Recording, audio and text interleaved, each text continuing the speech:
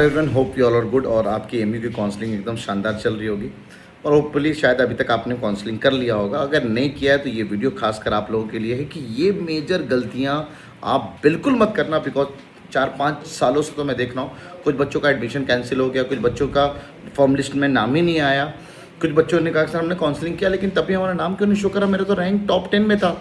तो पॉसिबिलिटी है जो हमसे कनेक्टेड रहते हैं उनको हम शुरू से गाइड कर रहे होते हैं, अपने बच्चों को फ्री ऑफ कॉस्ट गाइड करते हैं फॉर्म फिलिंग से लेकर के काउंसलिंग तक।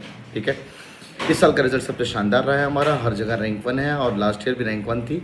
बहुत सारे आइए मुद्दे पे बात करते हैं। सबसे खास 6, 9 और 11th इंटरेस्ट के बच्चे, पहला काम कि उनका काउंसलिंग रिजेक्ट हो जाता है, एमयू उसको मानता ही नहीं, उसके एडमिशन को कैंसिल कर देता है अगर उसने चॉइसेस को लॉक नहीं किया है। नीचे एक सबमिशन का लॉक का बटन आता है, जो सबमिशन में अगर नहीं किया है, लॉक नहीं किया है, तो उसकी वजह से उसको ख़त्म हो जाता है। दूसरा कि डॉक्यूमेंट्स में भी सबमिट डॉक्यूमेंट्स का जो कॉलम है उस पर आपने क्लिक किया कि नहीं किया, उस पर आपने ओके किया कि नहीं, या फिर आपको मौका मिला कि यार कोई डॉक्यूमेंट्स था जिसको आपको दोबारा रीअपलोड करने के लिए बोला गया लेकिन आपने रीअपलोड नहीं किया, तो बैक टू बैक काउंसलिंग करने के बाद आपके अपने साइट को रोजाना देखने का होता है कि आप रोजाना देखते रहो कि डॉक्यूमेंट्स वेरीफाइड लिख के आ रहा है कि नहीं, या डॉक्यूमेंट दोबारा अपलोड करने के लिए तो नहीं बोल रहा है।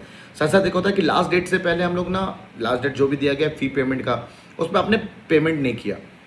और एक लास्ट जो है कि आप फिजिकली अगर उसको रिपोर्ट नहीं करते, यानी फिजिकल रिपोर्टिंग में आप अगर पार्टिसिपेट नहीं करते हैं, तो पॉसिबिलिटी है कि तब भी आपके एडमिशन को कैंसिल किया जा सकता है। अब आइए एक नया इशू मैं बताता हूँ आपको, जिसकी वजह से बच्चों को देखा मैंने कि उसका नाम ही नहीं आया।